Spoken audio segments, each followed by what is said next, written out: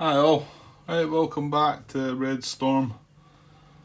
The Dark Blue Defection solo scenarios, scenario 1, Red Dawn. This is part 5 of my series. Looks like it's going to go on quite a bit.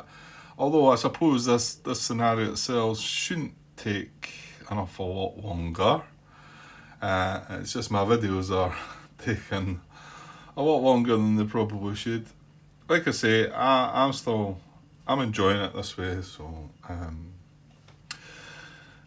yeah, I guess it'll suit some. Some might enjoy watching that. Some might think it's too long winded and whatever. But yeah, I guess I've always said it's mainly for myself. But if some other people benefit from it, then that's even better. Anyway, I've had quite a lot of comments again from John Brown, making me wonder if I do have even the slightest grasp of the rules of this game. I know it's a huge game, and I haven't played it, unlike John himself, who probably played the previous sort of versions of the game. What was it, Downtown? Or I think it's that. I think that was maybe the original one. So I mean, I guess some of the rules are probably quite similar to these older games, but I haven't played any of them, so yeah. Right, let's just get into it. I didn't respond to each comment that John's made because there's quite a lot of them. I just thought it'd be easier. I'm sure he's going to watch this part of the video, and anybody else that's following it, I'll maybe watch and we can see what John's brought up and find out where we went wrong with what he's saying. Okay, first one is, and I was asking about this, and it's it's on the player aid card 5. Per the detection phase section of the full solo rules sequence of play on player aid card 5, bot generic flights do not make a radar search attempt. It's when I was saying, well, how do we know if this is a MiG-29? If these are MiG-29s or the Su-24, is it?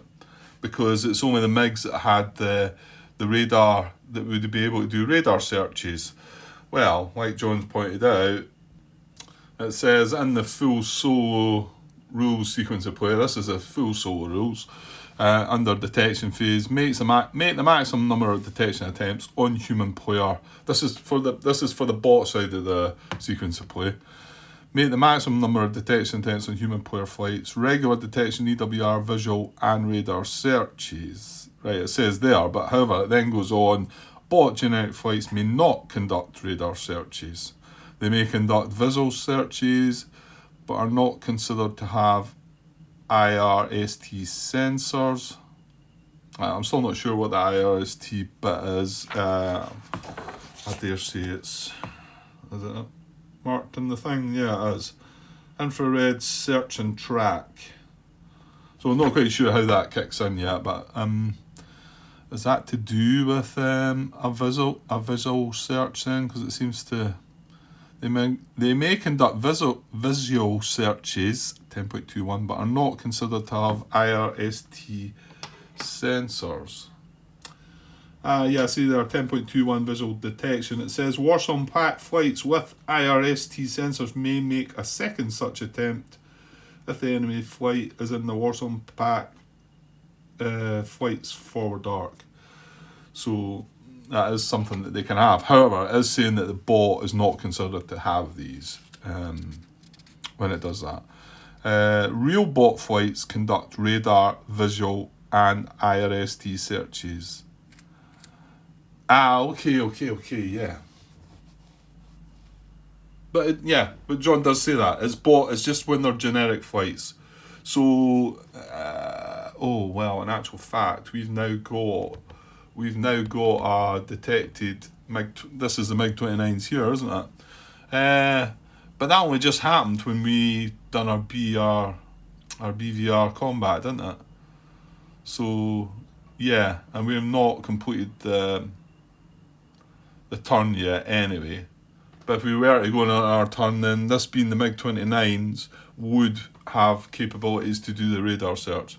Okay, but yeah, it does say straightforward there that the generic flights. So me scratching my head wondering if these are MiG-29s or you know, do they have radars or not? Well, you just say that they don't until they become detected. Yeah, until they become real flights. Yeah, because it could be that they're dummies as well. Okay, right, moving on. His next comment was quite a bit further into the video, but there's quite a lot of them later on in the video. Yeah, the suit can change, he says, between a generic flight and the real flight, even in 2-player. Now that's when we had this as a diamond, and then when we identified it, when it became a real flight, it came in as a heart. He says, yeah, that can happen. So fair enough, good enough. Next one was, yeah, multiple attacks is for standard air-to-air combat, so it doesn't apply here. So yeah, that must have been when I was, hang on. Yeah, so I was talking about multiple attacks, that was it. That's one of the advanced combat rules. I must have been talking about that. But as he does confirm that that's just for standard air-to-air combat, so that doesn't apply there. Right, moving on. It says, I think you sussed this out, but defending Warsaw Pact flights never suffer from Soviet doctrine, i.e. use the actual number of undamaged aircraft. Soviet doctrine does apply when the Warsaw Pact flight is the attacker and is not composed of MiG-29s or Su-27s.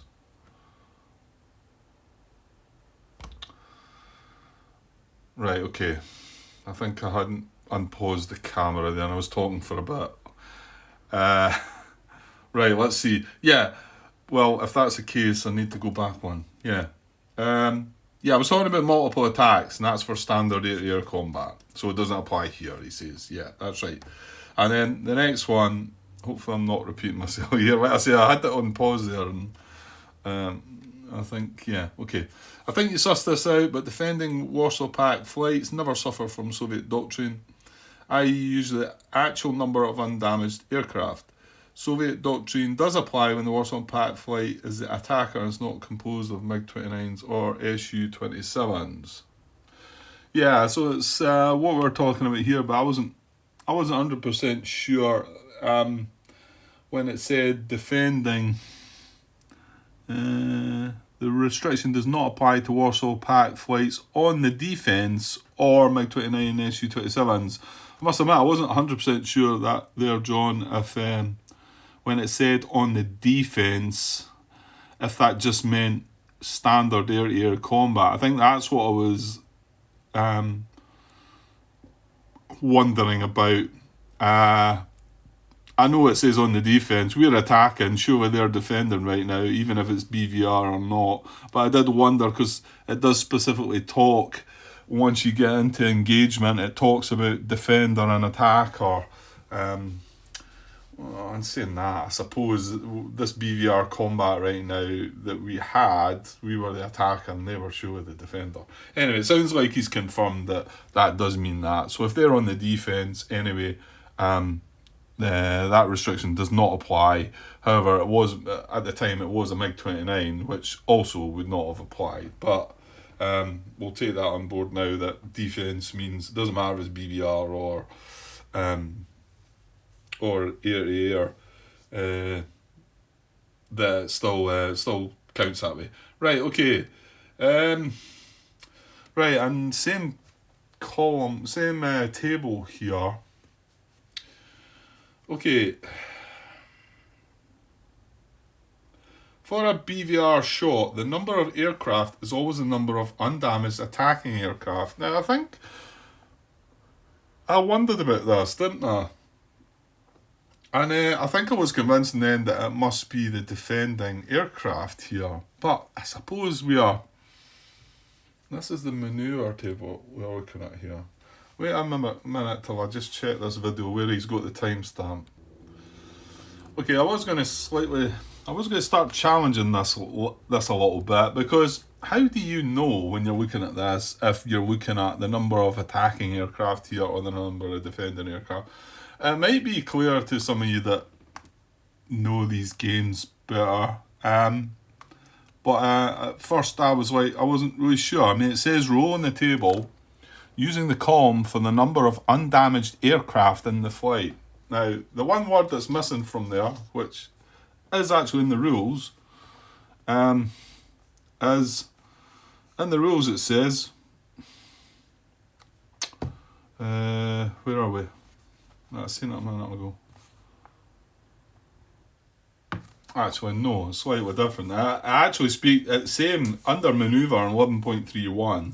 It says exactly the same. It says, roll 2 dice, modify as indicated, and consult the manoeuvre table, cross-referencing the roll on the air-to-air column with the number of undamaged aircraft in the flight. Like I say, it might be clear to some of you, but I actually rolled on the four aircraft column, which was the number of MiGs, and they're the defending flight. So actually, and I remember talking about it and saying, is this the number? I said, no, it must be the defenders. But it's not. But further on, it says on the next page, for BVR combat, only the attacker rolls on the manoeuvre table using the BVR column on the table. Okay, so you could maybe say, well, if it's only attacker that's rolling, he's considering his aircraft, which would only be 2. We've only got two F-15s in the flight. But again, not so clear. Apply only the here's where it becomes clear. Apply only the modifiers listed on the BVR combat manoeuvre table and cross-reference the final roll with a column for the number of non-damaged aircraft in the attacking flight. So it says it there that's the attacking flight. I clearly didn't read that. So yeah, John has pointed out that, you know, the more attacking aircraft, the more possible attacks. I mean, I can see that. I wasn't sure. I guess I wasn't really sure if it was considering the defending flight, then how many flights were in the defense here or the attack. Anyway, it's made clear there, so hopefully I'll get that. So he says, so in this case, the F-15 flight has 2 aircraft, so you'd roll, apply all modifiers, and look the modified result up on the BVR column, then go across to the 2 column. In this case, it would have ended up with the same 2 shots, so no changes needed. So I got lucky and got away with it, because I think we rolled quite a high roll, didn't we, here? And then I was looking down the 4 column and got a 2 result. So it would have been the 2 column and still would have got the 2 result. So fair enough, okay. Because I think is there not a couple of these charts that have number of aircraft in it? And yeah, I don't know, for me there, if it said number of attacking aircraft here, but maybe like I say, I could be in the, maybe it's more clear than I'm sort of realising it, and some of you probably think, no, there's no doubt there. It's this is an attacking move, and it's the number of attacking aircraft. But however, maybe just me. Okay. Now, also something that did come to mind there, and we'll just move across to the modifiers.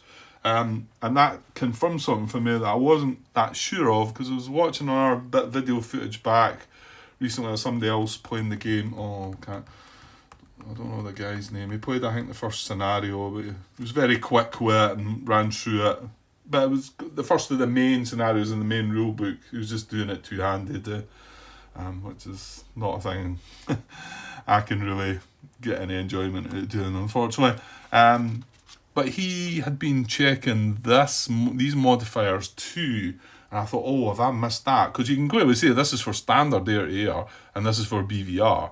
So that's fair enough, but that just says flight manoeuvre rating modifiers. And I thought, should I be looking at these here too? I kind of thought, my initial thoughts were that they were for, I'm not sure, not when you were attacking anyway. But he was checking, I think he was checking them as well, but was that to do with just standard air-to-air combat as well, maybe?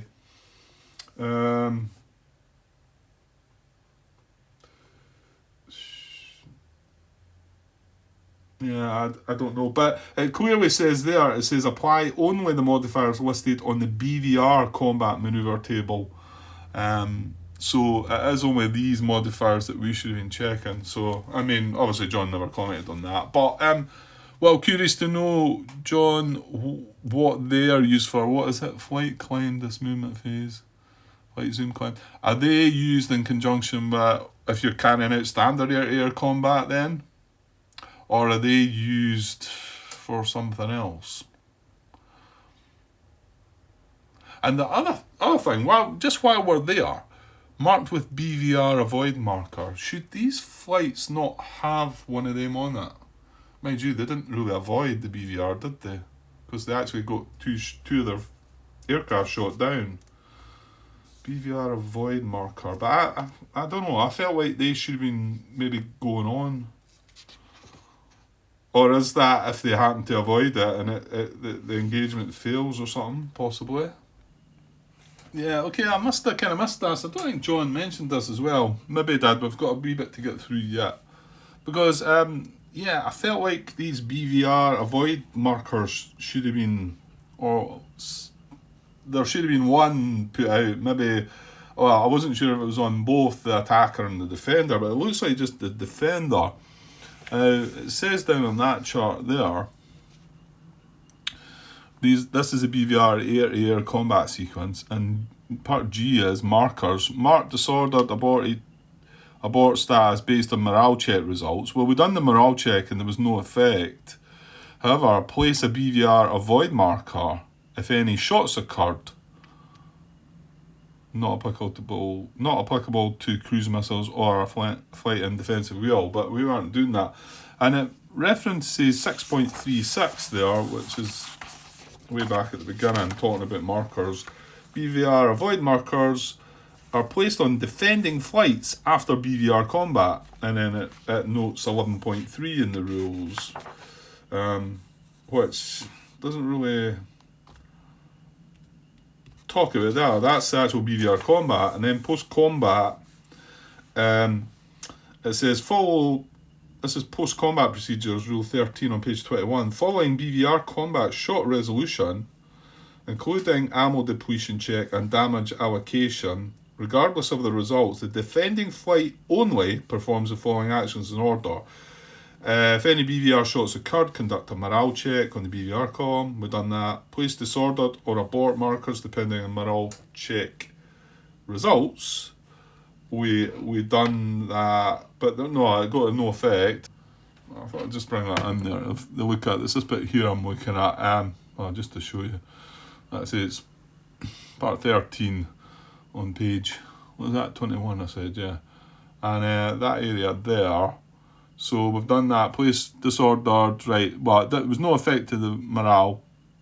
If any BVR shots occurred, place a BVR avoid marker, and then there's the exceptions. And remember, this does just say the defending flight only. So we did have, yeah, so it should be marked with a BVR avoid marker then.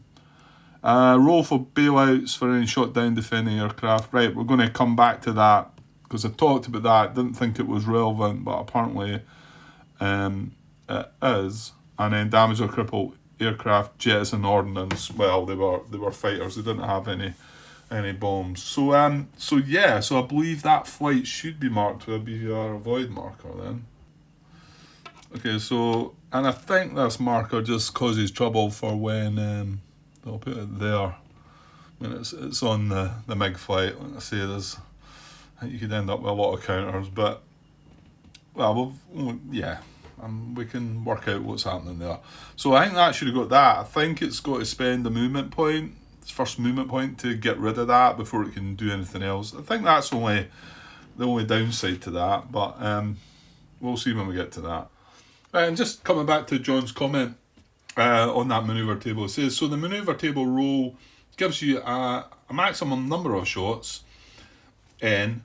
You as a player can use 0 to N of those shots. You might choose to take fewer shots to lower the chances of a weapon depleting. So there's the reason for the fact that it said that if you didn't want to take that many shots, you can choose not to. It says, or because the results from the previous shots are good enough. The bot system always takes N shots taken from general bot flight behaviour on pack 5. Okay. And then he says, if this were standard air-to-air, both sides get to roll on the maneuver table and each side will generate a number of shots, which they can then use 0 to N, though again the bot always chooses the maximum. Yeah, okay. And yeah, I think I might have caught this one because we're not dealt with it yet, but I was talking about it wrongly. So BVR combat does not spend a fuel point. It's only standard air-to-air combat causes expenditure of fuel point. And the other thing that is if you use dash throttle in a turn, that costs a fuel point as well. So yeah, BVR combat didn't. And I didn't really think about it at the time, but like I said, I think I would have, when I looked it up come the time, would have spotted it. But all these things are good to be brought to attention. Okay, the next comment John was talking about, most of the logs don't specify ordnance per aircraft. Obviously this is timestamped to where I was talking about if an aircraft was to get shot down, it talks about, right, hang on. Yeah, it's when I was talking about aircraft getting shot down, it says that page 31, 16.22, shot down aircraft. When a flight loses an aircraft due to a shot down result, adjust the flight's log sheet to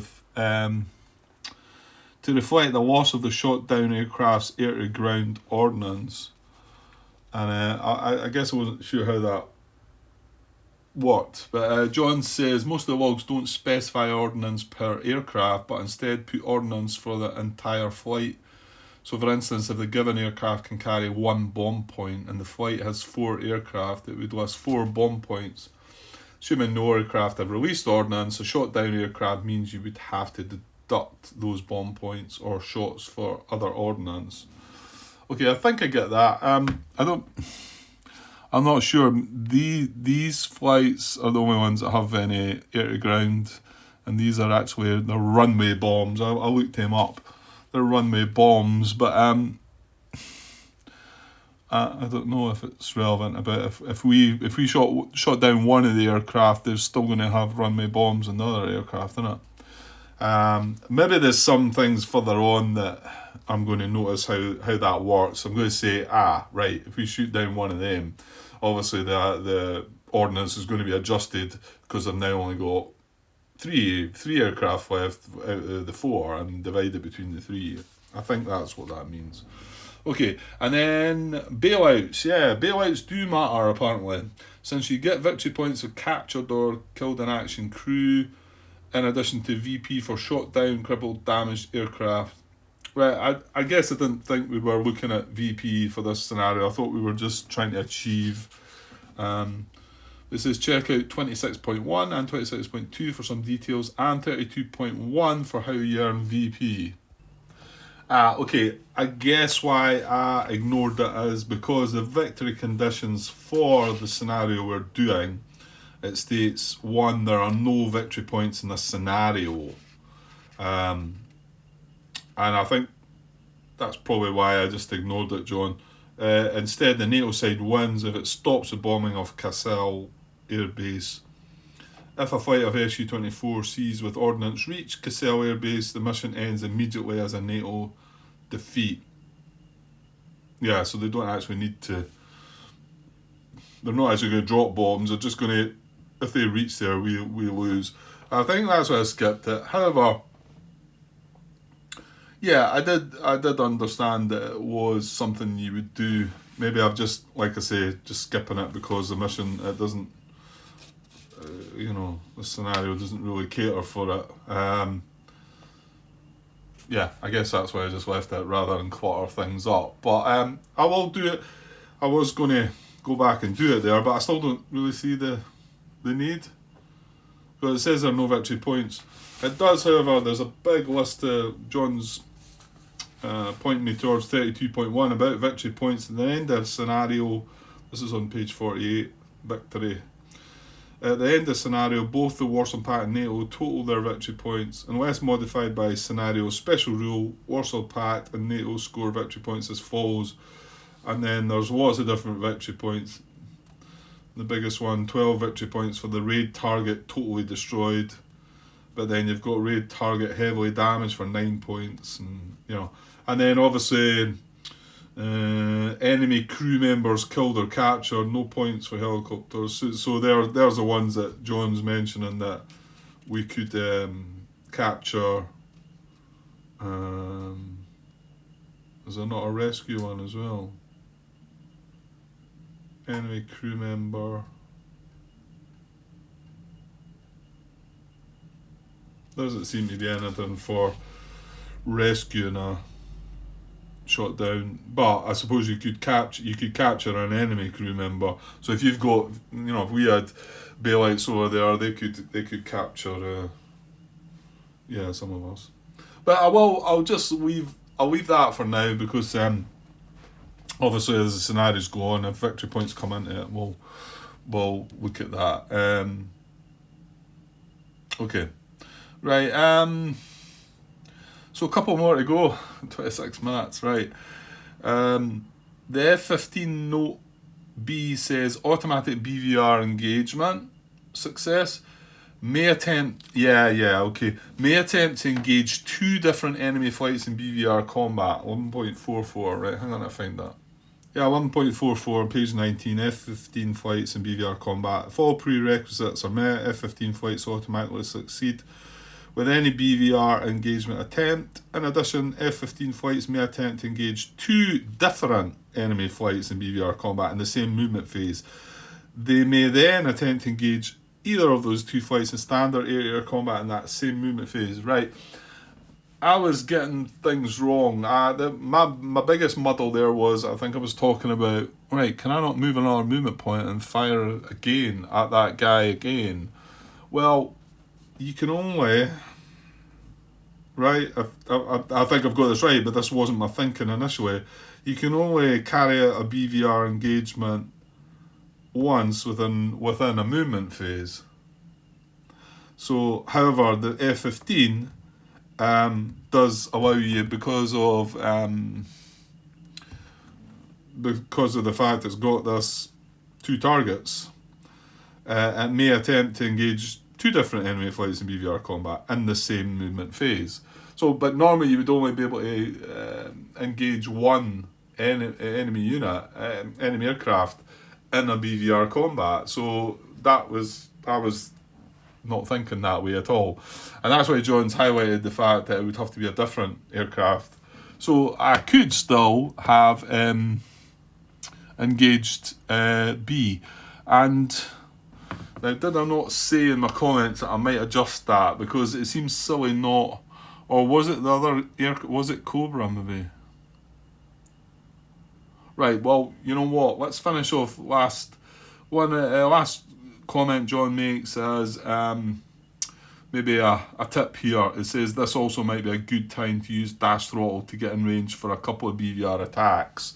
Yeah, I think he's talking about Cobra, because I think I made a comment. Did I not add something in the header? I think I did. Hang on. Yeah, I see what John was saying. If I'd went up to dash, I would have increased my movement. Well, we're still down at deck level. We'd increase it by 1, wouldn't it? Although, no, you get whatever you get at the start of the movement phase, don't you? And my comment in the header being actually that I wasn't going to make that guy go up to low. I was going to leave him at deck level, move on 1 hex further up, and and then be within range of both these. So if I leave that at deck, oh no, I can't fire at that though, can I? Because it's within 3.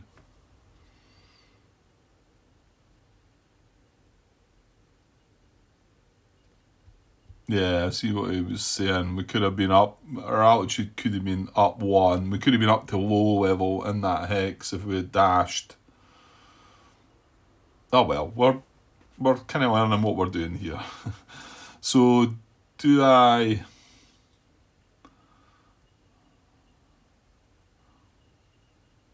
do that and leave him at deck and try and have a shot on B flight then?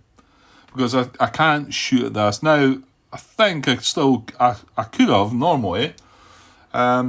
The fact he's been shot at in BVR combat, this is a different flight I'm using to fire at him. However, he's within 3 hexes of Roach is within 3 hexes of him, so that stops us from doing that, doesn't it? Yeah, that's right. 11.26 BVR combat rules engagement. If the attacker is in the defender's forward arc or forward rear beam, the shot is not permitted if a friendly flight is within 3 hexes of the target. Yeah, so that's why I couldn't do that. Yeah, that's something you need to try and work your way around as well, isn't it? Well, you know what? Let's do that. I know that's jumping back, but because I had decided I was going to leave that back there, but it seemed kind of silly to do that. Although there's going to be a big modifier because we're at deck altitude and he's at high altitude, isn't he? I still think it's worthwhile though. Plus, we're going to be at deck level in rough and become... Well, we are actually undetected, but... Well, you never know. We've got the... Oh, that's right. Yeah, we would still be undetected, wouldn't we? Right, no matter. Right, I'm going to do that. We're going to have a BVR engagement on Flight B. Now, it's an automatic engagement. As long as we've got all the prerequisites... Defender must be detected. He is in range of an undepleted BVR weapon. Now remember, Cobra.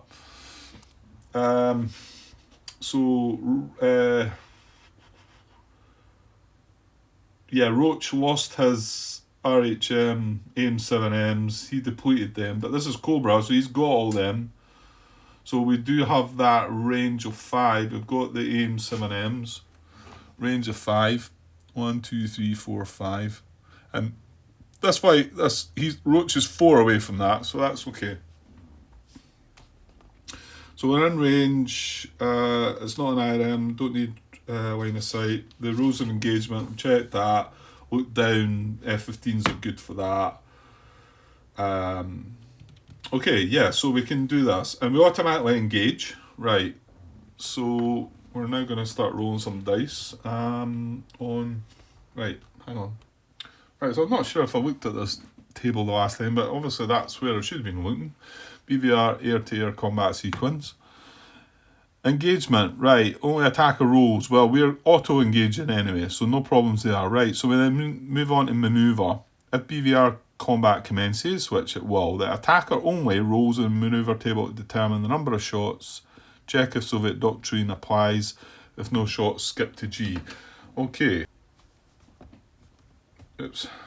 Right, so we know Soviet doctrine does not apply.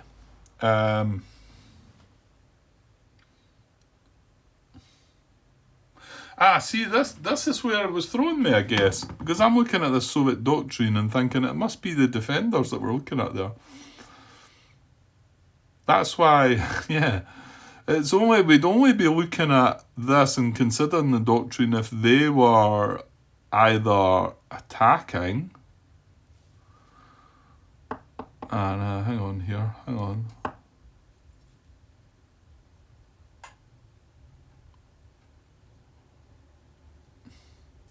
When attacking air-to-air combat, the restriction does not apply to flights on the defense. Oh, okay. In air-to-air combat then, they're always going to be attacking back, aren't they? So they're not going to be in the defense as such. But then, I don't know, why does this is the table that talks about attacker surprise, defender disadvantage. And I guess this is why I was confused by that saying defense, but no, it's maybe just a Grant thing here. Okay, so anyway, they are in the defence. The doctrine doesn't apply, but we're not looking at number of their aircraft here, are we? We're looking at the number of aircraft in our flight, and in the both the F-15 flights, there's 2 aircraft. So Cobra has 2 aircraft. So we're looking down that column there, and we're considering only the modifiers here. Now we've got a big minus per altitude band difference between attacker and defender. So we're at deck, so you've got low, medium, then high. So that's a -3 right away there. Defender at low, no. Defender at deck, no, because defender's at high. Defender at very high, no, he's at high. Defender attacked from rear, no. Defender attacked from beam, yes. So that's another -1, that's -4. And the attacking flight's aggression value is 0. So we've got a -4 to this die roll, I think. Right, let's just do it, Grant. Let's roll this and see what we get. -4, and we're on the number of aircraft 2. Oh, I've only rolled 7. -4 is 3. Yeah, that's going to be a nothing, isn't it? That's going to be a big nothing. Yeah, you can see that. That -3 is huge, isn't it? Because it's less than 9. Less than or equal to 9 for you to get 0. And then, yeah, that's true. Yeah, I would have needed at least a 10. So it's quite a high die roll you need. And it's not helped by starting with a -3 for the altitude difference. And then obviously that extra -1 for the attacking from the beam. Okay, so, well, that's that. Nothing happens then, does it? We did engage.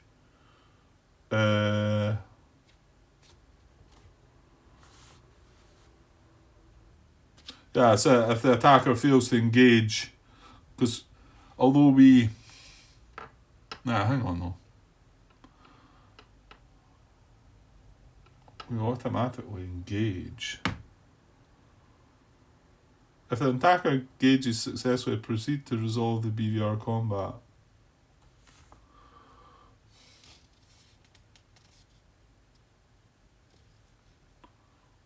Well, we're getting no shots, so yeah, I think we have actually engaged, but we're getting no shots.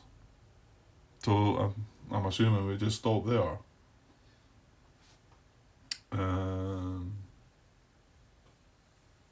Yeah, let's not bother going any further, Grant. Right, okay. Right, and yeah, he has no movement left anyway, so he can't do anything else. So I think it just fizzles out there. Okay, so it's over to them. We've moved both our flights, so now we're going to see what the AI is up to now, because they're now within 7 hexes of... Well, roaches is detected. Cobra is not, but roaches mean they're all within 7 of roach. So, okay, let's work this out. Actually, just before that, I think I need to look at the bot flight activation table, because bot flights use generic flight counters till activated. Generic bot flight is activated depending if they're following a car. I'm looking at the second one there. At attempts to engage in, or is it successfully engaged in air combat? Well, I think that's right, because we do get to auto engage even though we...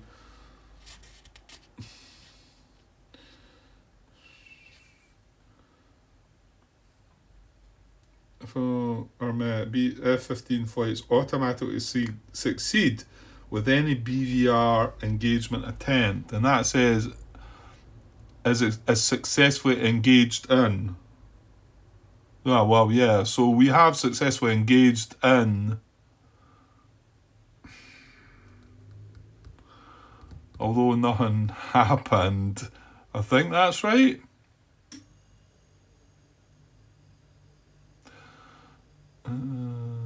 It is successfully engaged in air-to-air combat, including BVR combat.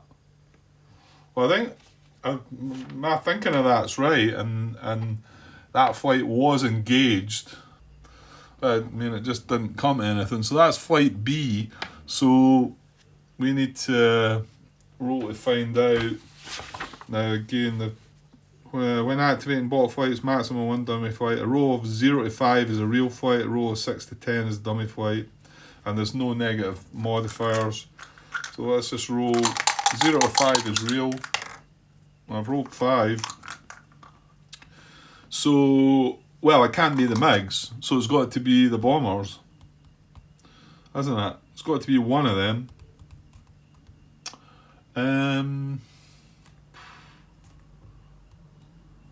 My guess is it doesn't matter which one it is, so I'll just randomise between the two.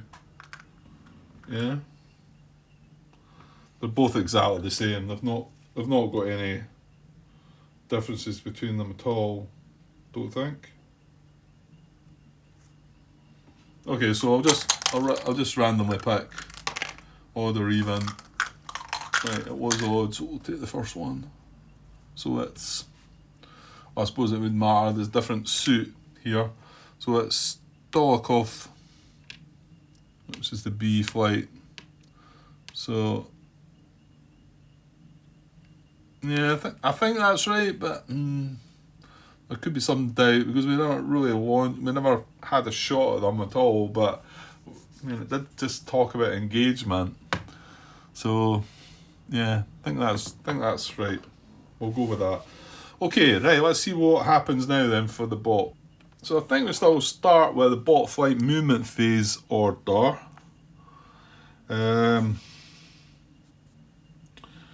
I'm just looking at the scenario special rules. So obviously, if detected enemy flight in same hex or within 7 hexes, go to engagement actions on pack 5. So, which is over the page a bit, but I still think we need to get the order. Yeah, indeed. I think we still need to work out who we're looking at first.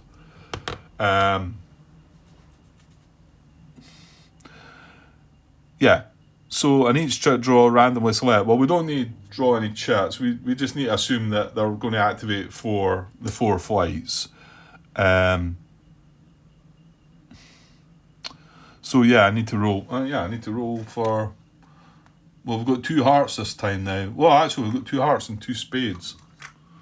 Well, I'll just randomise between the 2. Oh no! Stop, Grant. John already mentioned this. Well, hold on. We've got. Right, hang on. We've got detected or identified and unidentified flights. So my guess will be. In fact, I've just moved away from that chart. I bet it tells you here. Real bot flights in the suit move first. In order based on proximity. Based on proximity to human players' flights, with the closest moving first. Okay, well, we still need to roll between the heart and the spade, don't we?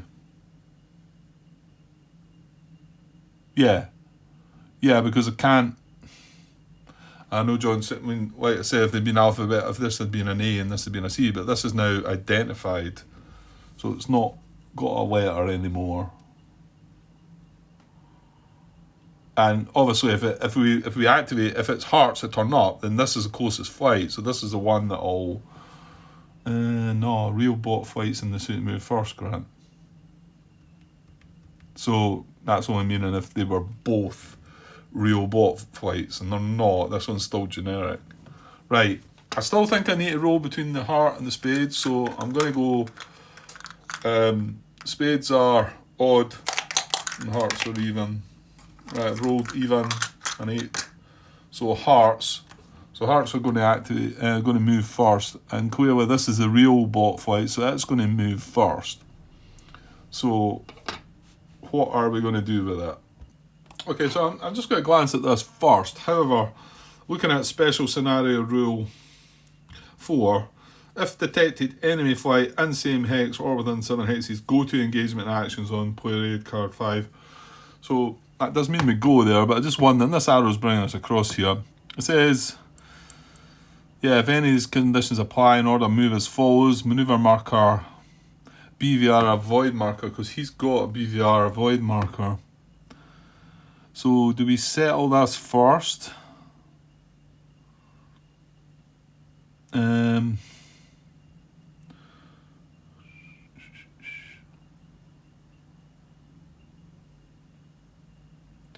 Yeah, because that's the combat action, isn't it? This is the primary actions. And you would then look at, these are the combat actions, but this is what we're kind of talking about with Special Scenario Rule 4.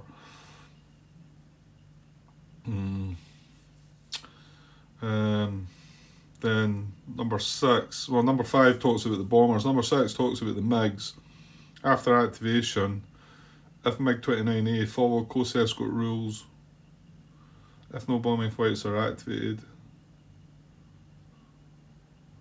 Well, we do have bombing flights activated now, don't we? Resume close escort with closest generic flight. If detected enemy flight in same hex or within 7 hexes, go to engagement actions. Right, let's look at the engagement actions. Yeah, again, I'm not 100% sure here if we should be looking at this first, because these are all if you've got this marker, that marker, that marker. If you're acquired, it's by surface to air missiles and things. If you're damaged, crippled, aborted, disordered, lost all your air weapons.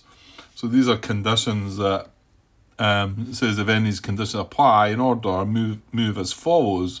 Well, the BVR avoid says set combat throttle, spend 1 movement point to remove the BVR avoid. So I suppose we would do that. However, here's the engagement actions, and what it's wanting to do is roll 1d10 and move as follows. If we get less than or equal to a 6, attempt BVR combat. If we get greater than or equal to a 7, attempt standard air-to-air combat. And then with that, we determine the target, and then we set it says set dash throttle, which we've already set combat throttle to remove and then remove the BVR avoid. So I'm not sure if we should just be moving straight to there or not.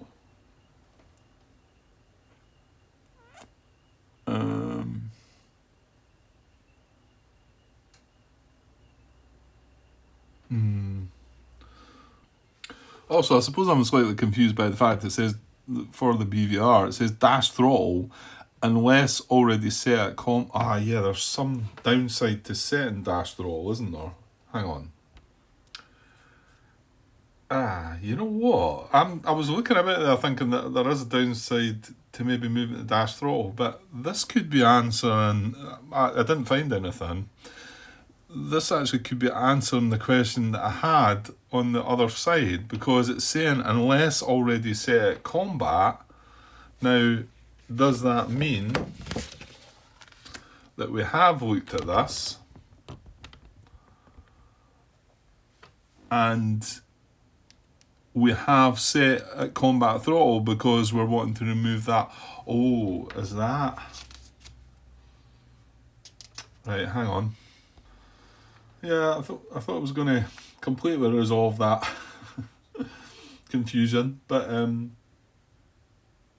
no, I thought for some reason that to remove the BVR avoid marker, we maybe needed to be at combat throttle, but it doesn't say that. It just says a flight that begins its movement with a BVR avoid marker must spend 1 movement point to remove the marker before it expends other movement points.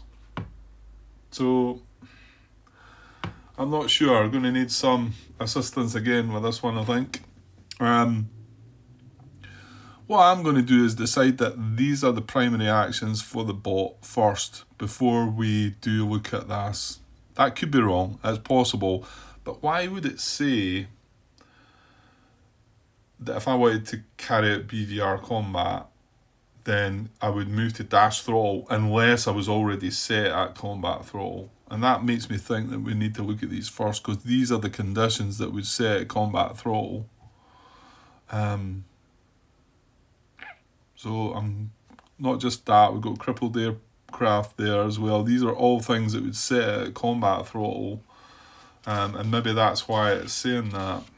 So, going to go with that. So he's going to set combat throttle, and his first movement point is going to remove the BVR void marker. And we know this is now a MiG-29 fulcrum, so we don't revert back to the, while they were generic flights. It's now this. So it's at what altitude? It's at deck altitude. So it's got a movement of 4 still. It's just the same as in fact, yeah, they're exactly the same as the F-15s, aren't they? So we're staying at combat throttle. It's got a movement of 4. So its first movement point is going to remove that. Right, so it's still got 3 movement points left. I'm just going to put a 3 down there just now, just in case I get dragged away around him. So that comes off, and then I think we can now look at this chart. I could see arguments to say that I've got that wrong, we should have moved straight to here first, but I think with the wording here is making me think that I maybe should have looked at that part first. We will find out. It looks like this is going to be a, like I say, complete learning scenario, this one. I know that Howard was saying I should have a go at it again. The time it takes me to do these, I probably won't do that. I do realise that it's probably a good way of doing it, and however, I'll probably move on to the next one, hopefully storing all these rules and confirmations that I've got and about where I was getting things wrong and that, and take them on to the second scenario, which I'm assuming will be reasonably similar. I was going to add some stuff, obviously. Right, where was I? I got dragged away there. Yeah, so we'd moved on to this, and we're deciding that that's why that says unless already set at combat. But please let me know if I got that wrong. Okay, so I'm gonna roll a dice here, but I suppose you could find, because it talks there if you can't do BVR, you can move on to standard air-to-air. But we'll roll the dice first. Now, there's nothing. Yeah, I was just wondering if there was anything in the special scenario rules that decided what it done. No, I don't think so. Right, so we're going to roll on to see if it tries to do BVR. I rolled a 10. So greater than or equal to a 7 is the attempt standard air-to-air. Okay, but then it could have done both, couldn't it?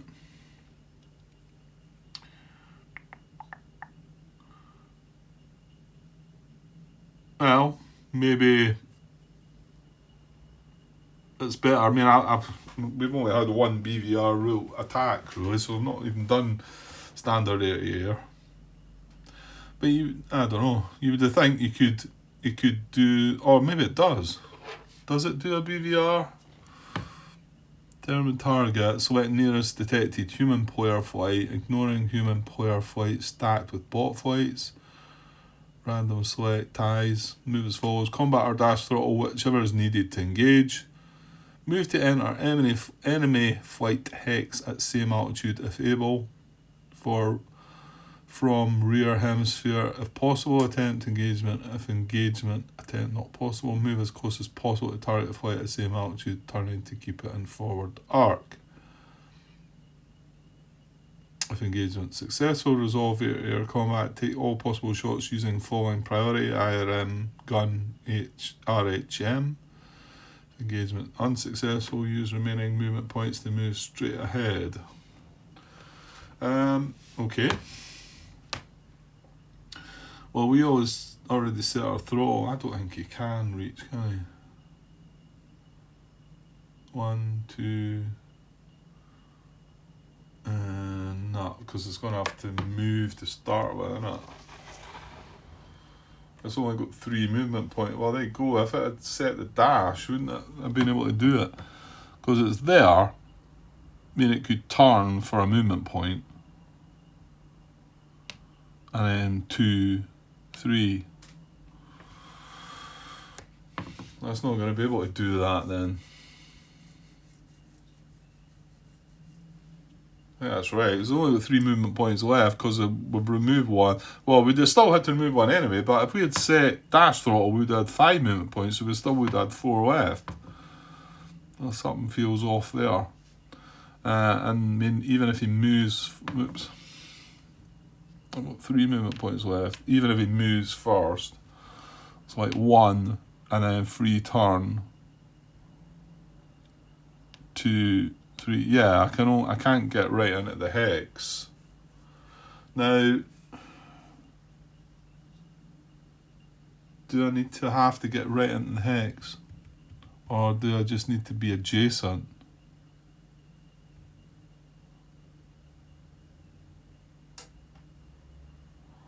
Another thing there is, if I wasn't able to make a standard air-to-air combat, wouldn't it prefer to do the BVR combat? It doesn't say that on the chart.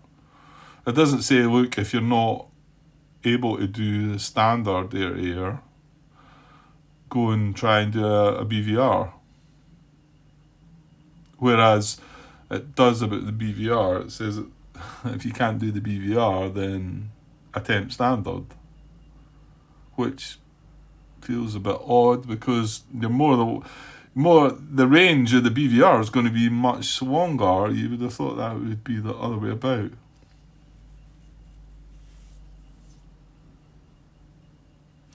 Admittedly, there's the reason that says if you can, it might be that you can't because of conditions, like there's friendly flights and within 3 and the likes, so you can't do the BVR. But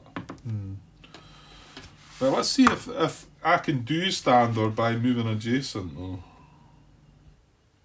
Okay, just looking at the prerequisites for standard air-to-air combat, 11.211 on page 17. A flight may not attempt to engage in standard air-to-air combat unless it has moved at least 1 hex or changed altitude in the movement phase. The engagement attempt itself costs no additional movement points. Oh, okay. The following conditions must also be met. The defender must be detected and not stacked. So, I mean, we're only looking at this guy because he's the only one he can reach. Well, it looks like being adjacent is good enough, so he's the nearest, and he's the only one that's detected, actually. The other one's not detected. So, the defender must be within 1 hex inclusive of the attacker and in the same altitude band or the band immediately below. The defender must be within 1 hex of the attacker and the same altitude band or the band immediately below. Right, that's not working out for us then. We need to get to low altitude then, because we're below him. It needs to be the other way about, or we need to be at the same. Well, that means we can't do it then, can we? Because we need 1 point. Oh, hang on. 1, 2. Oh no, I think we can still do this, can't we? I think we can move up to low altitude for 1 movement point. So we've got 2 left to spend. And with that movement, with that lift in altitude, we're going to take our free turn.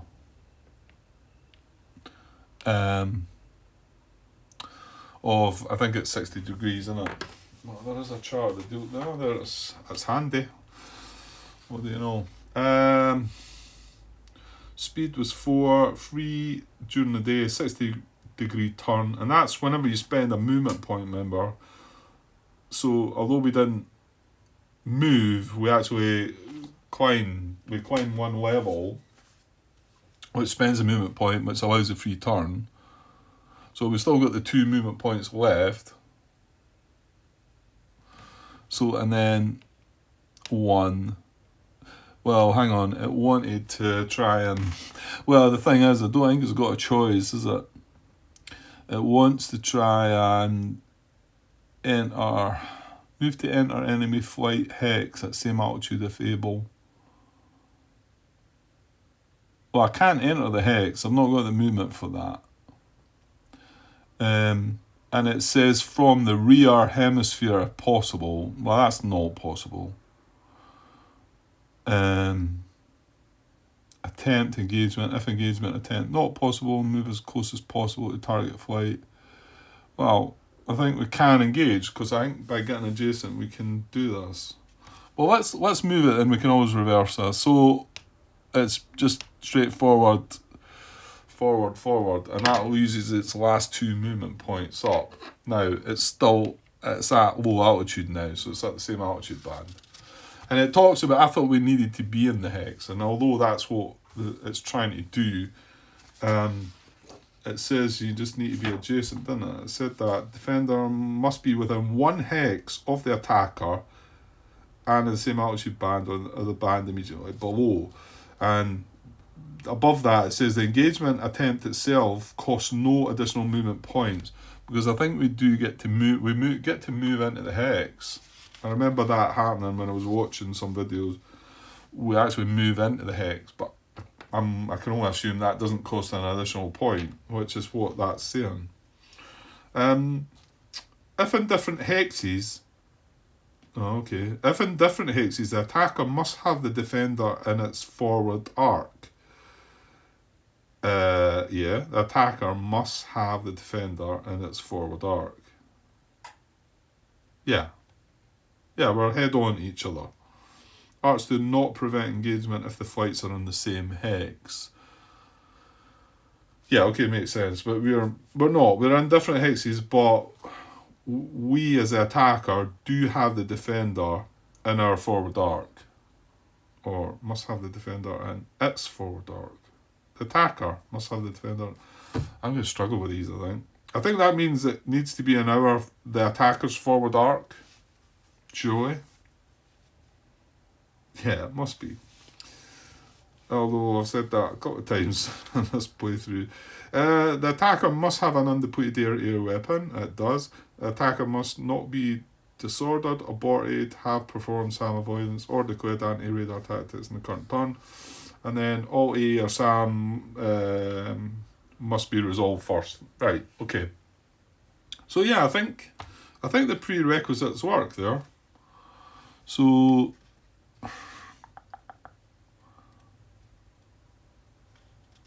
yeah, so if engagement, well, that's not as engage. So we're going to attempt engagement. If engagement attempt not possible, move as close as possible to target flight at same altitude. Turning to keep it in forward arc. Right, okay. Well, we've met the prerequisites, so we can attempt to engage then. So engagement roll. Let's look at that. Right, so here's engagement then. And this time we both get, this is different than the BVR, so we both get to do this. So both flights are detected, and it's at day, so we need a roll of 10 to detect each other. To make the engagement work. So greater than or equal to the engagement value if 15 flights all engaged. Right, well, that's for the BVR. Okay. So we'll roll for him first. He's the attacker. But I don't think it matters. We've got to roll for both anyway.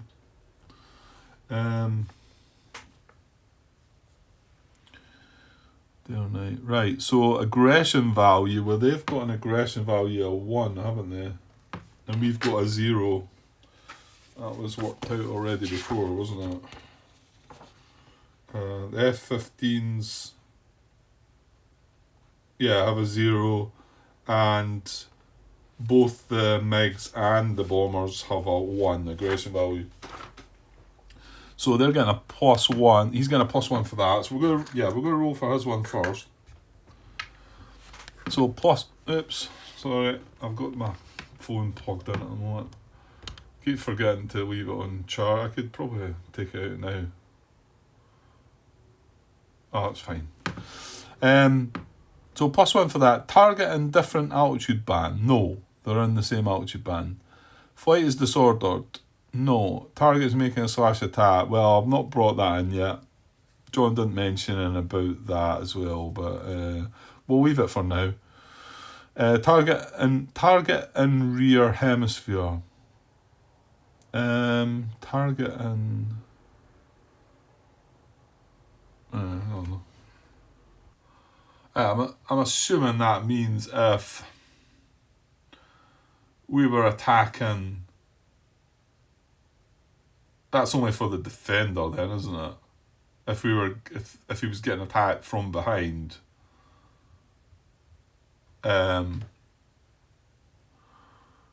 Yeah, I think so. The target would be in its rear hemisphere, so it'd give him a -1 roll. Yeah, okay, I think that's right. Well, that's not the case for both of us. We're both got our target in the front hemisphere. Target haze or miss. No moon conditions apply, right? Oh yeah, the ones that are. Ah, okay. I almost didn't get that then. There's no aggression value because the asterisk ones are only these modifiers apply to BVR combat engagement attempts. So there's not any modifiers then. Don't you think?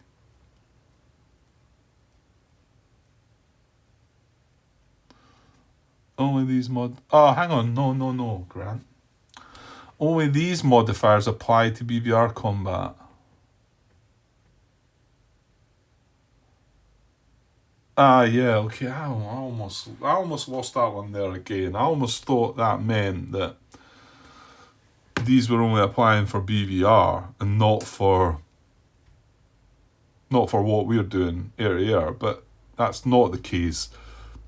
I don't think they all apply to air to air, standard air to air combat, but only these top two if you're doing BVR. Okay. Which, yeah, I think that makes sense, doesn't it? Target in different altitude band. Mind you, if you're only. Yeah, okay.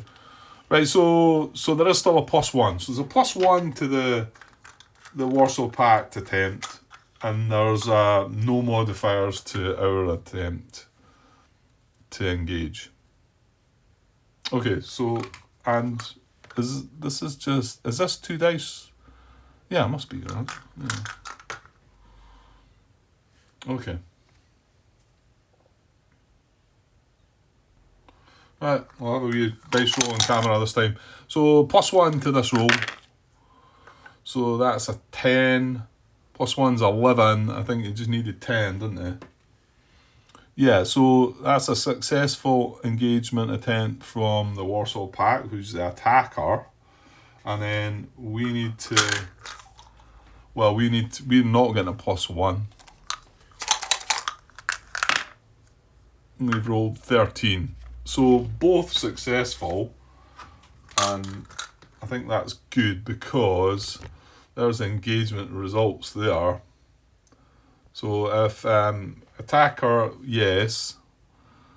Defender, yes. Commence combat, no surprise at disadvantage. But you can see if they had succeeded and we hadn't, then it'd be attacker surprise, defender disadvantage. So, yeah.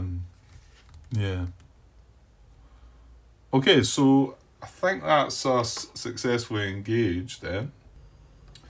Right, so yeah, this is a table that we should have been going through. So engagement, attacker announces multiple attack or slash attack options. Well, again, I've just left these just now. I'm not quite sure about them.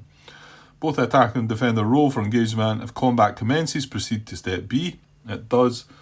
Maneuver. Move the attacking flight into the hex of the defender, retaining its heading. Okay, so this moves into here, keeping its heading the same way. Okay, and stays at low altitude as well. It says replace generic flight markers with the real aircraft counters. Well, we didn't need to do that. Announce disengagement or jettison options. 1.4 and 11.25. I'm sure there's times you want to be doing disengagement. 11.41 is on page 19. And standard air-to-air combat prior to the manoeuvre rolls, the defending flight can elect to disengage. Disengaging flights do not roll for the manoeuvre and take no shots. Flights attacking a disengaging flight apply a negative modifier to the manoeuvre roll. Disengaging flights do not scar and are not marked with a manoeuvre marker after combat. They apply a -2 modifier to the morale table roll. So I guess some of that stuff's good and some of it's bad. The other one, what was it? What did it say? Oh, was it 11.25 jettison? 1.25 surprise and disadvantage. And standard air-to-air combat, a flight can jettison its air-to-ground ordnance prior to combat being rolled so as to permit the use of its clean manoeuvre values. And then it says disadvantaged flights cannot jettison. Well, we've not got any ordnance anyway, air-to-ground ordnance. So yeah, neither do you have. The disengagement bit, okay, it looks like I'm not quite sure if it's good to do that yet or not. So we'll not do that and see what happens. I mean, it means we can't take shots. So I want to take a shot, but I get the feeling that manoeuvre marker's pretty brutal, isn't it? What 6.35? Quickly glance at that. Does it take all your movement to remove it or something? I think it's bad. Manoeuvre markers are placed on flights after scattering in standard air-to-air combat. Do not place markers on flights already with manoeuvre markers. A flight that begins its movement with a manoeuvre marker must expend half its movement points rounded up to remove the marker. Okay, it's not as bad as I thought. It spends half its movement points, which is bad. But I guess that if you do the disengagement, you're going to avoid that, which maybe could make some sense. We'll not do that. We'll see what happens, and we'll learn from our mistakes, hopefully. So shot resolution. No, hang on. Each side rolls. Sorry, we're still in manoeuvre, Grant. Yeah. Yeah, we're announcing disengagement or jettison options. We're not doing that. Each side rolls on the manoeuvre table to determine number of shots. Check if Soviet doctrine applies. Okay, right, let's get that back up again. Right, so this is where it's starting to make some more sense, this part, because we now, with air-to-air, standard air-to-air, we both roll on this table. So, yeah. Yeah, so that's why it can't actually state number of aircraft attacking, can it, Grant? Well, could it still? Because we're both going to be making an attack. Yeah, okay. It may be that is confusing, so that is assuming we've got this right. So we're still going to... Right, we're going to roll for the attacker first, the MiG-29. So, and Soviet doctrine does not apply to this. However, they do only have 2 aircraft in their flight now because they got 2 shot down. So they are going to be rolling on the 2 column. Now we're looking at this side this time.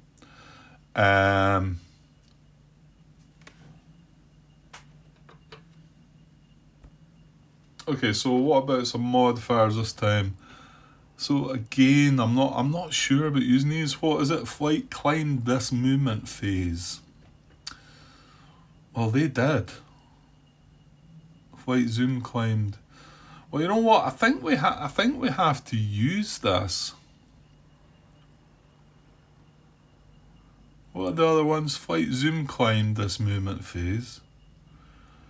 Marked with a manoeuvre marker. Okay, so my guess is this is B. If we were being attacked and we'd had a manoeuvre marker already and we were checking, we get a -2 for that.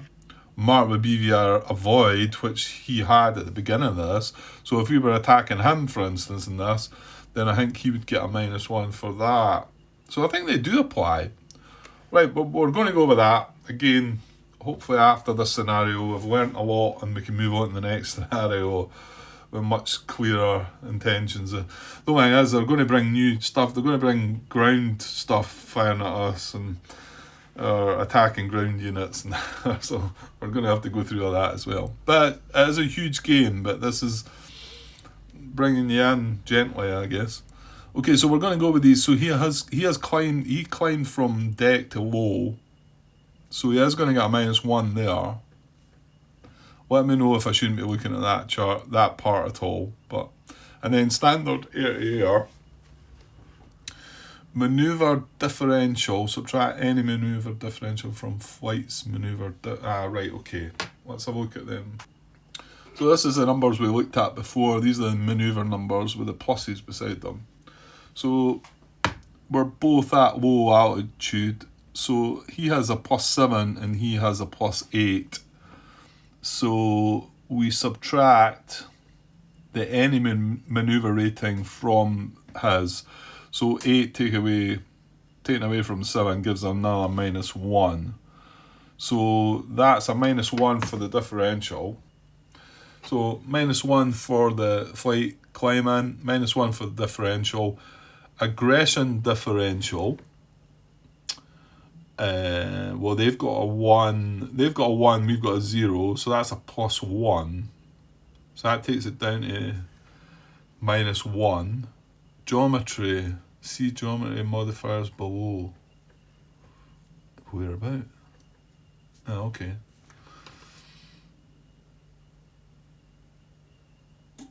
Hang on, can I look at the rest of these first, because I'm going to forget what I've got. That was -1, -2, back to -1, and then we'll check this one. We're at sitting at -1. Enemy flight disorder, no. Flight has surprise, no. Flight is disadvantage, no. Enemy flight is disengaging, no. Combat at night, no. So we're at -1 and we just need to check that geometry, which is just down here. Must depend on where you are or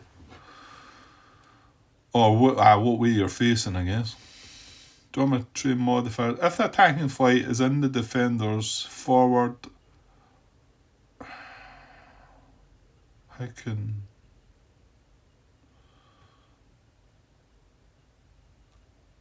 we're in the same hex.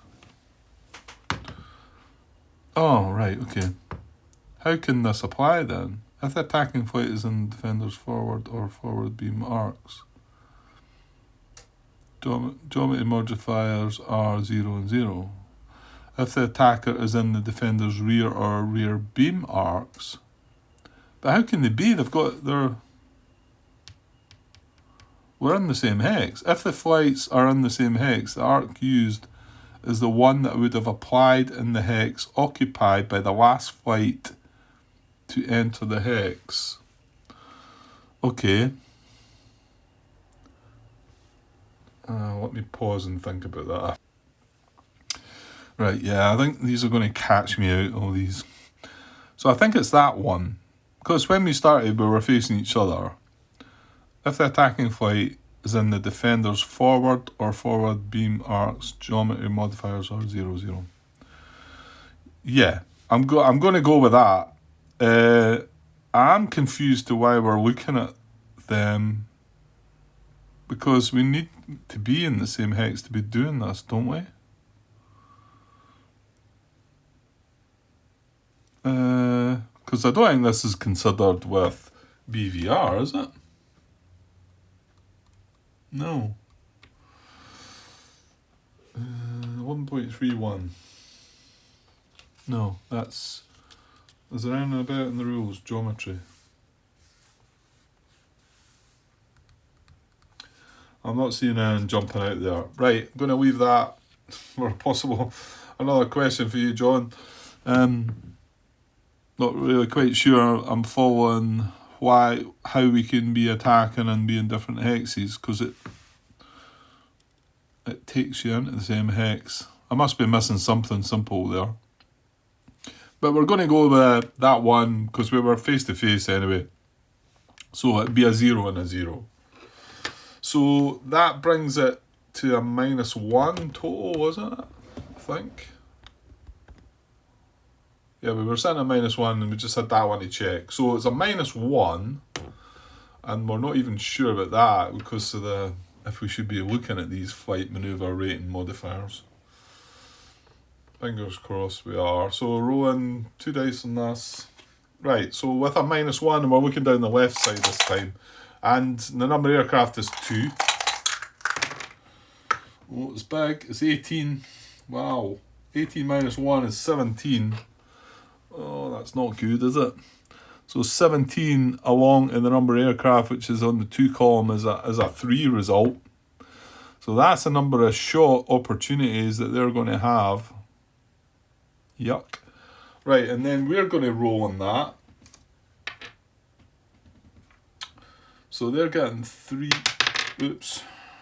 I need some more dice. Right, they're getting 3 shot opportunities. I've just put a 3 on the map there. A red 3 for them. And then, so what modifiers are we going to have? Well, we didn't change. We didn't climb. We're not moving any marker. The maneuver differential is going to be a +1 for us. The aggression differential, well, it's going to be a -1, so that's back down to 0. And then the geometry is going to be the same. So yeah, so we're not going to have a modifier at all, I don't think. Which is better, but we need to roll as good as them. Okay. Oh, that was pretty good as well. 16. 2 8s. 16. No modifiers. Now we've got 2 aircraft in our flight as well. So it's a 2, so not quite as good, but, well, got to take it. Okay, so they're getting 3 shots, we're getting 2 shots.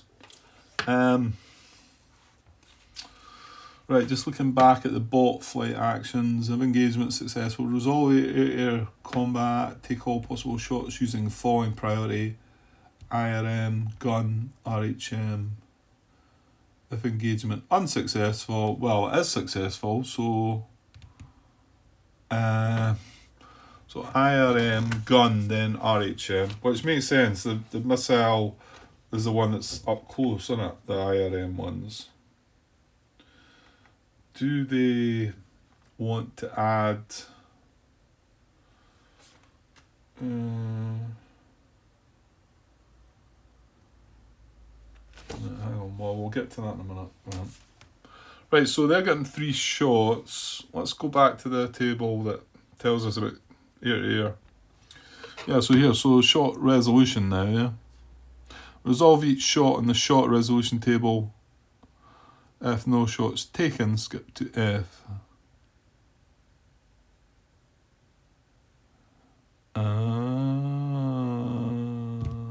Grantos. This is why you should have been following these. Sorry, just jumping back to that last BVR attempt we had. We auto-engaged and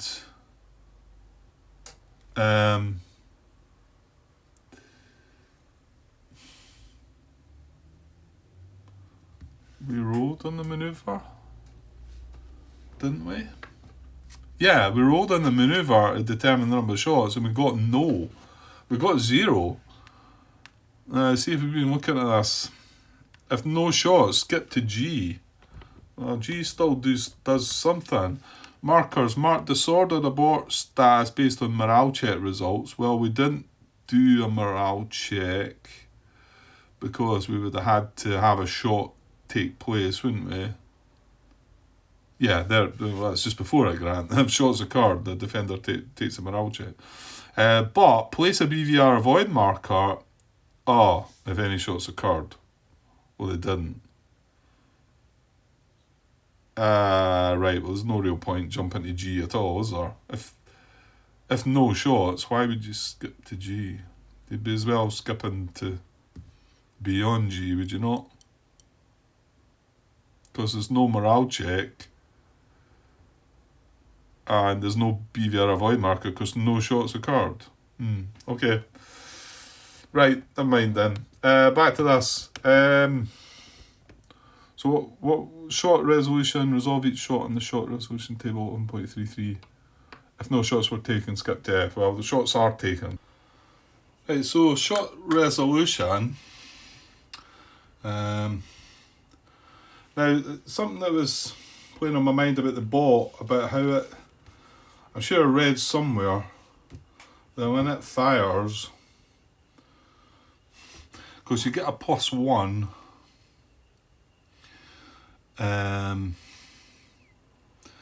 flight has one or more additional undepleted weapons. Not applicable to BVR. Alright. Select an undepleted weapon to shoot with, then roll 2 dice.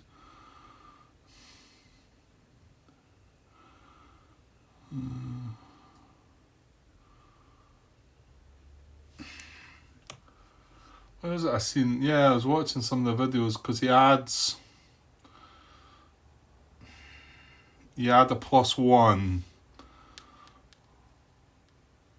+1 has one or more additional undepleted weapons. I think the gun can count for that as well. Yeah, okay. Now, I thought I read something about the bot always selected that or something, but it seems to be that that's built in if you've got undepleted weapons anyway. Right. Come on, Grant. Now, almost cut up for an hour and a half. Okay.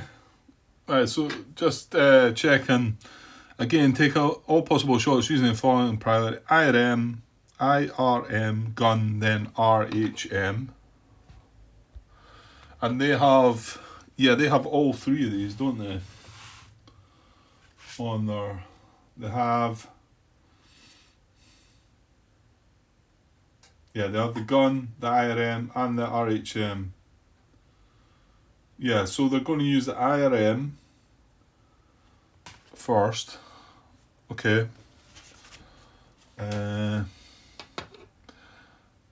And then the modifiers are the combat value of the selected weapon, right? And then +1 if it has more than one additional undepleted weapon. Yeah.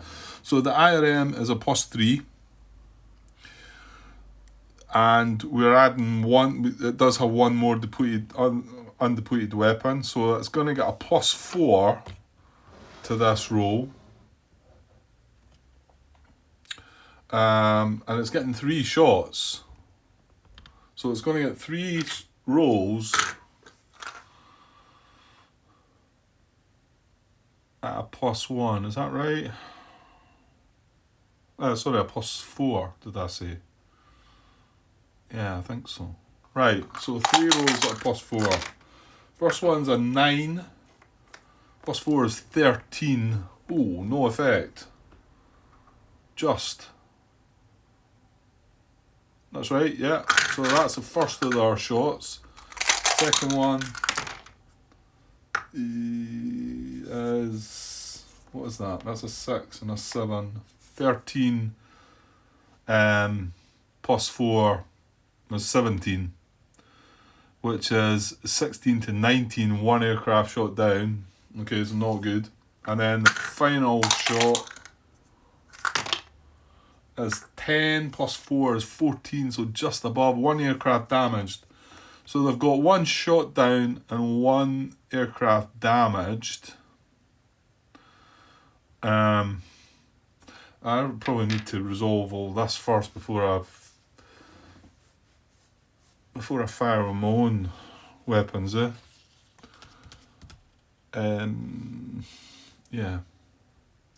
Right, okay, it does say next we should check for depletion. Now, I'm assuming we should do the shot resolution for them and then for us in the same bit, but I think I need to get down to damage to find out, or I'm going to forget things. Was there wee markers to remind you of these things? I don't think so, no. We've got 1 shot down, 1 damage. I mean, I probably would remember that, but let's just finish off what they're going to do first. Well, we'll not do scatter or Or maybe I should do it this way.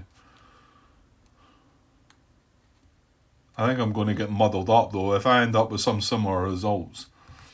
Right, let's do the damage allocation first. However, you need to check for depletion. Okay, we checked for depletion.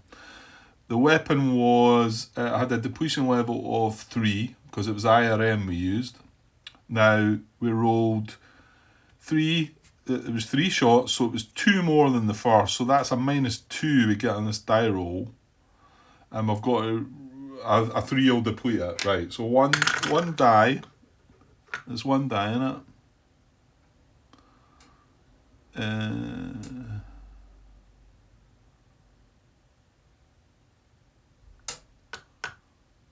It must be 1 die. Why does it not tell me there? Right, here. Roll 1 die. Yeah, ammo depletion, 11.34. So we're getting a -2 on this as well, though, because we shot 3 shots. Oh, and it's a 5. I think that's good. That takes it down to a 3, so it is going to run out of its weapons. If it's equal to or less, that weapon is depleted. If it was 1 or less, well, it wasn't. So their weapons are depleted. They're IRMs, and that is a pull off, isn't it? Pull off flight. So IRM weapons are depleted. That's good then. So just mark that on there. That's pull off flight. Okay. And then damage allocation. Roll and damage allocation table. Yeah, where's that about again? Okay, here it's here. Number of aircraft at start of this combat attack. Right, now this is, although they're both 2s, but let's get this clear. This is the actual, yeah, this has to be the defending flight, because it goes up to 4, you know, if we were to, yeah, stop talking nonsense, Grant. Right, this is the defending flight's number of aircraft. Yeah? Yeah, it is, I think. Yeah, so it's 2. So we've got 2 flights. Now, we've got...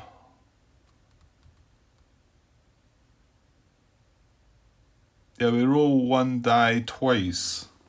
Because we've got no effect, we got a shot down, and we've got a... Now, hang on, there's an order you do this then. Right, give me a second. No, I can't find it. I've got this feeling in my head that I'd read something about how they deal with this, because we've got 1 shot down result to deal with, and 1 damage to deal with. And I think normally, what's that, 12.1, you can do them in any order you want. And there's maybe benefits to doing them.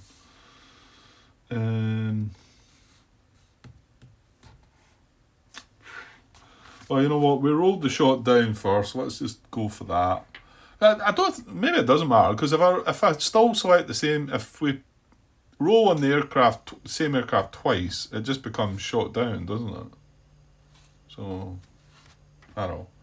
Right, so we'll roll on the shot down aircraft first. I rolled a 2. So that's aircraft number 1. It gets shot down from, what is it? Roach flight. So I'll mark him off. Well, I'll mark number 1 off. Yeah, I need to do that, don't I?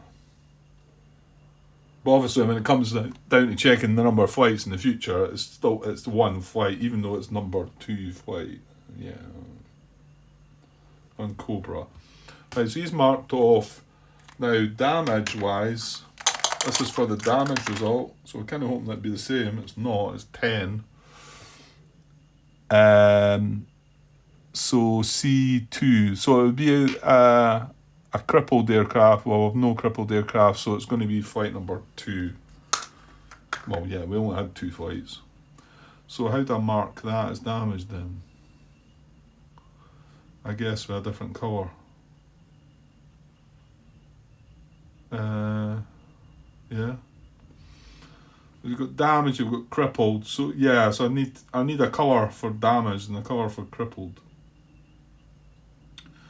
And shot down is just black. I've just blacked that out. Right, so we'll do something. Okay, I've used purple for damage, and I've got red there for crippled. I think crippled's worse than damaged. And obviously number 1's gone. So number 2 aircraft is damaged in Cobra flight. So not good. But these don't happen right now while we've still got to get our shots off. That should be simultaneous, I think. Sorry, is that... what's happened there? The focus gone there. Yeah, it did. Okay, where are we at? Right, so... Right, well, over to us now. We've got 2 shots. And this is Cobra now. He's... Well, it wasn't Cobra that lost his weapons. It was Roach. Am I looking at the wrong one? I am. It's not Cobra at all. It's Roach, isn't it? Sorry, I marked the wrong ones off there. Oh, that's good. These just rub out. So it's Roach. Flight aircraft 1 is destroyed, shot down, and aircraft 2 is, what do we say, damaged. So it's a purple. Right, so Roach doesn't have RHM missiles, but yeah, we would use our IRMs anyway. So I'm assuming undepleted weapons, guns must count. I think so. I seem to remember watching video footage and they were counting the gun. So we're going to use our IRMs and add our gun as our +1. So just checking the IRM 9Ms, isn't it? It's that one there. So we get a +3. It's the pushing levels of 3, and we get a +1 for the gun. So a +4, and we get 2 shots. First shot is 13 +4, 17. Aircraft shot down. Excellent. Well, they've only got 2 aircraft. We've got another one of them. So that's 1 shot down. We've got 1 more shot with a +4. 5 +4 is 9. Nah, no effect. So it's just 1 shot down. I was just about to go damage allocation, but we need to check for depletion, don't we? So we roll. The depletion levels are 3 for our IRMs, and we get a -1 because we shot 2 shots. So a -1. Oh, rolled a 2. -1's a 1. Right, that's the IRM's gone. Does that not mean our guns are gone as well? I think. Ammo depletion. If the modified result is 1 or less, a second weapon, if the flight has one, is also depleted. The owning player may choose any other non-depleted air-to-air weapon carried by the flight to deplete. For BVR, only the BVR weapon can deplete. No other weapons deplete. Well, it's not BVR, so I think that's us completely out of weapons. Because we deplete our IRMs, and because we rolled a 1, we deplete our gun. So Roach just needs to get out of there with his 1 damaged aircraft. Okay, not so good. Right, well, we've got 1 shot to resolve here, and the number of aircraft at the start of the combat was 2 for them. So we're rolling on the 2 column for 1 shot down. It's just 1 dice, this one, isn't it? Yeah. Rolled a 3. Yeah, on the what? On the 2 column, 3 is C1. We've no crippled aircraft. So number 1 is shot down. This is pull off, isn't it? So pull off. So they've only got 1 aircraft left in their flight. And that's number 2. Okay. Alright, so moving back to here, try to get this wrapped up now as per usual. We've not done an awful lot and I've got an hour and 40 minutes shown here. Okay. Hopefully it gets quicker, and yeah, I'm not going to start showing all the charts and tables. I'm going to do that off camera, because adding all these and showing all these adds time as well, doesn't it? So yeah, anyway, move on, Grant. So we've done shot resolution depletion, we've done damage allocation, right? So now we're at morale check 13.1, but we both do that this time, don't we? Conduct a morale check, both flights on the air combat column, right? Morale check. Okay, so there's a morale check. Well, there's modifiers. We're going to roll for the the MiG-29 first. So aggression value is a 1. Had surprise, no disadvantage, no. Per enemy, yeah, this is one I got wrong. I added it in the header.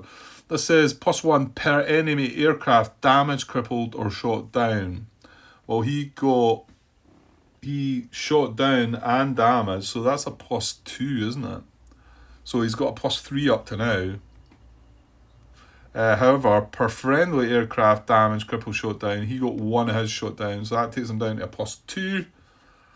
There was no disengaging, so there's a +2 to this roll.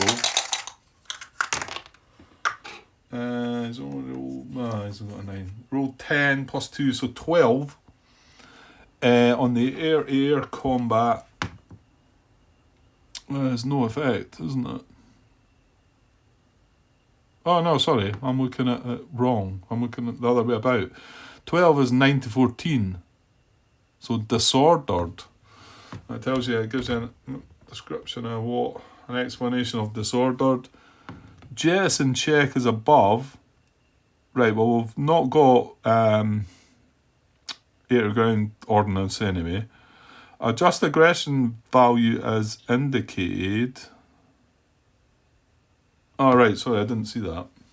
So 9 to 14 is a -1 to the aggression value and disordered. So their aggression is going to go down to 0.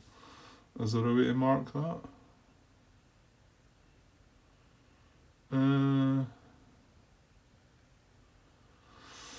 Well, it shows you on the thing, but it's not so easily marked, I don't think.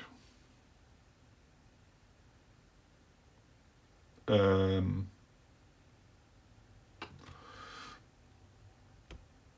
don't know. They're just show.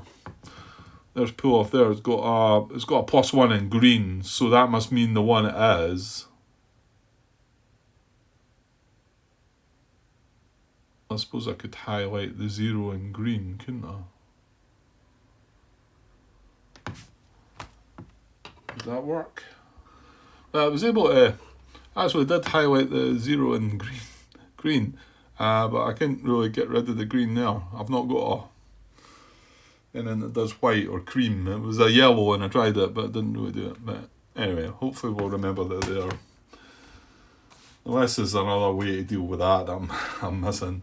So carrying on with disordered, we've adjusted the aggression value. Flight is disordered 13.11. Flight's in a defensive wheel, break formation, no, right. Remove defensive wheel and scatter the flight. So 13.11.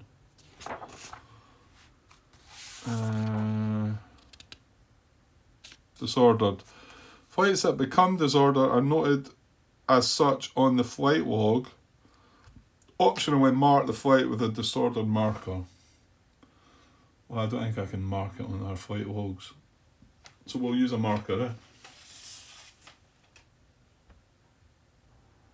Right, so I've marked that, the sort of marker there, because we've got to do ourselves as well here, but remember we're going to scatter into different hexes, I think. Whites can recover from disorder in the admin phase. Okay, we'll get to that. So that was their morale check, wasn't it? So our morale check is going to be our aggression value is 0. We shot down 1, so it's a plus 1 there, but we're getting a -2 because we had 1 shot down 1 damage. So we've got a -1 on this, haven't we? So -1 on this morale roll. 11 minus 1's 10. 10 is 9 to 14 as well. So our aggression value is going down to -1. Which is a...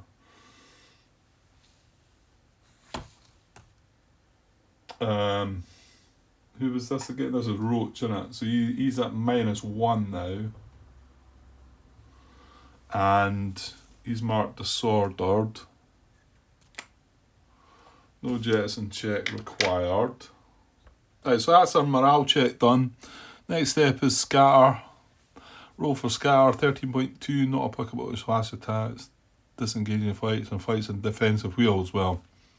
None of that, so 13.2 is scatter.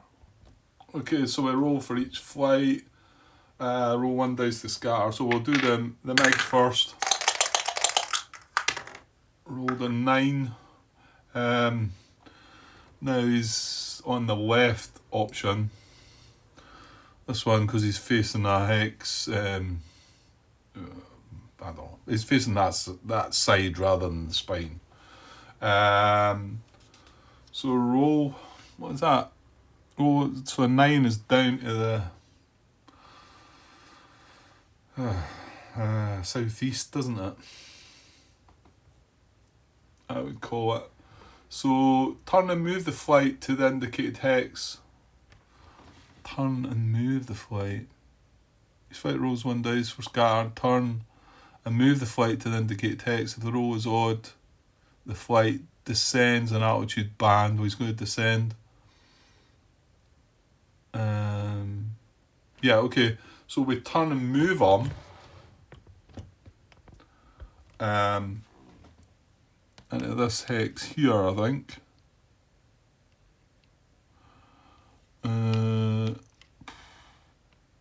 Does he just face...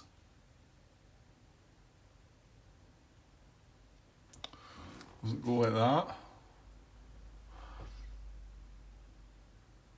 Turn and move the flight to the indicated hex. Yeah. Is that the right hex? I think so. 7 and 8 would be in here. That's 9 and 10. Yeah, and that's the sort of markers for Roach. Well, you know what? That's for Pulov anyway. They were both disordered. Right, okay.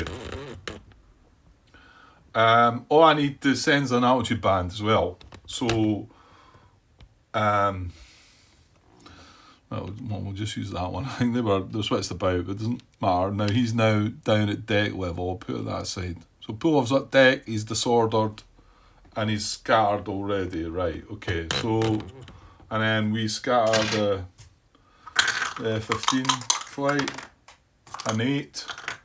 Now he's the same. He's going to go northeast then, isn't he? And that was an even roll, so he stays at his altitude.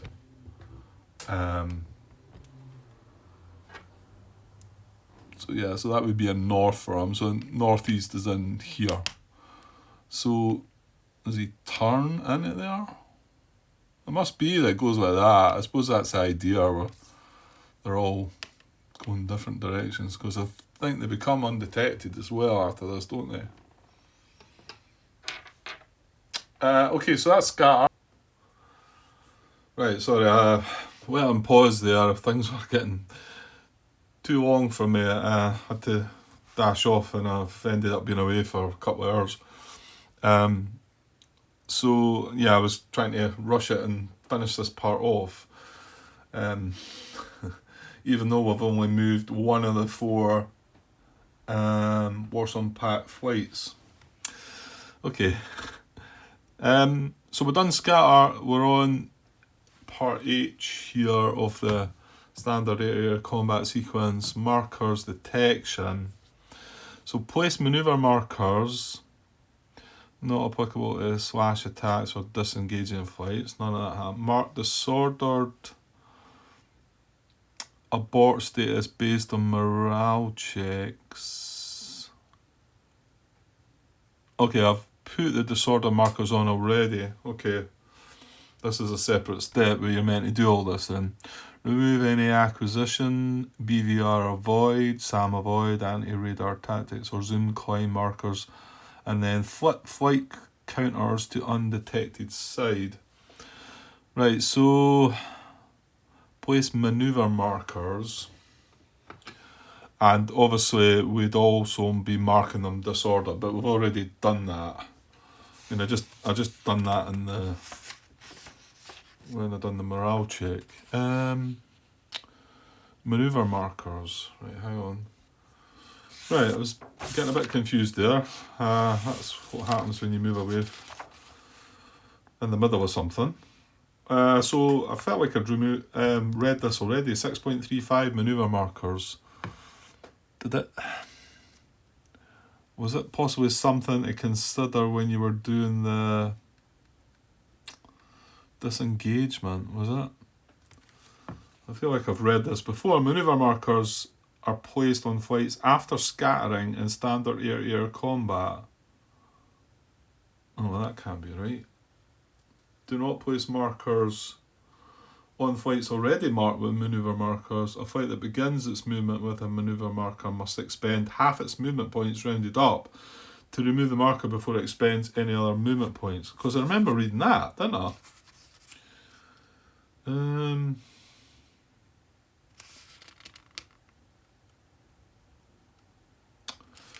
Okay. Okay, I'm starting to struggle to find some things in here, and I know there is a lot. There's a big rule book, lots of charts. Going back to the previous game that I just recorded, Enemy Action Kharkov. These player aid cards are made in most games, I guess, to avoid you needing to look through the rules, but they obviously compress things, condense it, whatever you want to call it. So some things on the player aid cards are maybe not going to be complete to what the rules are, because 60 odd page rule book onto a few player aid cards, it doesn't quite balance out. So I can understand that. But there, I was just reading about, what was it? Scatter, roll for scatter. There's nothing there regarding scatter, but when I was in the rule, it says that you place a maneuver marker on after scatter. And there's nothing there in scatter, and then I come across quite close to the post-combat procedures, which, okay, maybe I should have been looking at this, but then I'm looking at this. Scatter, roll for scatter, there's nothing there. It says it just markers detection, place maneuver marker 6.35, and then 6.35 says this happens after scatter. It's all a bit muddled about. It makes it clear here, so I'd like just one place to look for all this. This is what I'm saying about that though. This is breaking this down to make it easier, that you're just using a card to be able to go through these procedures. Once I know that I'm going to scatter, and then I'm going to put the marker, I'm going to put a maneuver marker on, and that's due to scatter. That's going to happen through scatter. But then, if you notice, all these have the reference Rule 13. And what do you know? Rule 13, it's right there, post-combat procedures. So this is condensing down what's written here. And step 3 of this is, well, if we look, step 1 was conduct a morale check. We've done that, both flights on the air combat column. We've done that, we both became disordered. Step 2 was scatter both flights. We've done that, we scattered both our flights. And then step 3, place manoeuvre markers, both flights, but not applicable to slash attack, etc. So they're going to get a manoeuvre marker because they scattered. And well, I think you always scatter when you're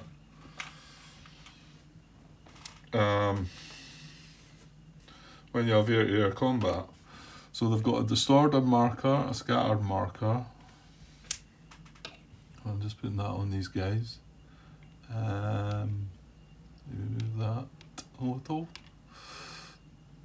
And then, well, step 4 there was place disordered. But I mean, I'd done that, like I say, I'd done that already. But that is or abort markers depending on the morale check results. Why that can't happen in the morale check here, I don't know, because it talks about that's what you're going to experience in the morale check. You're going to get a disordered marker. It says flight is disordered, but then yeah, okay. I guess the way of doing things in this is sometimes, I mean, I know most people that I've watched have said about the fuel, using the fuel, there's a separate phase for that where you would probably want to do it right away because you would forget. I mean, if I had maybe not put my disorder marker on yet and waited to step 4, I don't know, maybe I would have. I suppose it does talk about it now. Maybe, I don't know. Remove any acquisition, BVR avoid, SAM avoid, right, no. Become undetected, both flights become undetected, right, okay. So I guess, I mean, yeah, if I become more used to what's going on, then I dare say I could avoid looking at it in the rulebook here and just look on the player aid card. I guess John and the likes is probably doing it that way and not having any issues, but I suppose for a first timer, you shouldn't, I don't know, it's a bit harder. I should probably be following this, but I'm trying to look at, there's that many of these player aid cards that you're looking at them and thinking, okay, this tell me what to do, but yeah, okay, never mind. Roll for bailouts. Well, again, I'm not going to do that, but I understand that if there was victory points to be gained within the game, I would do that, but I don't see the need for it in this scenario. Mark off 1 fuel point, both flights. Right, okay, so we did do that this time, and that was because it was standard air-to-air combat. So pull off flight. Well, he's only got 4 fuel boxes, so he gets marked off 1 fuel, and Roach in it. Roach, who's not got any weapons left, so he's pretty much going to just try and get out of there, I think, which that could be tricky because there's only one aircraft left in the MiG-29 flight, but there's 2 full flights of bombers to come, and we've only got 1 flight of F-15s, two aircraft left to deal with them. However, the Su-24s don't have BVR capabilities, so that's something to keep in mind.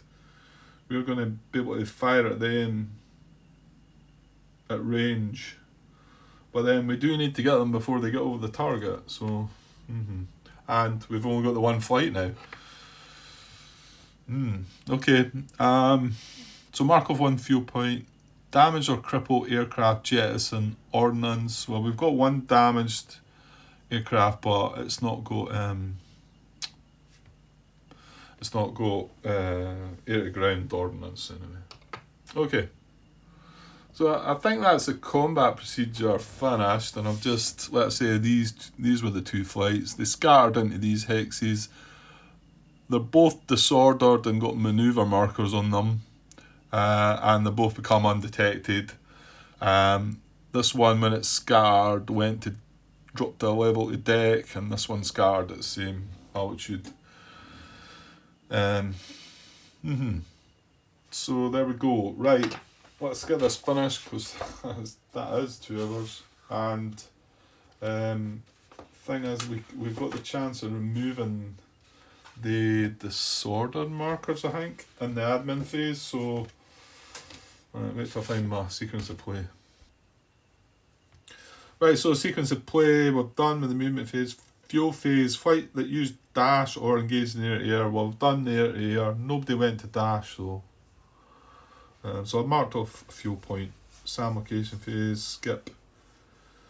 Alright, track phase. All detected NATO flights at deck and rough terrain become undetected. Well, both the NATO flights are undetected. And what is it?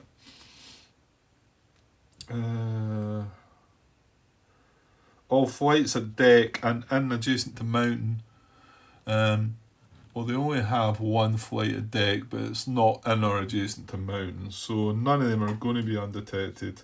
But then we've still got to roll on that track table, haven't we?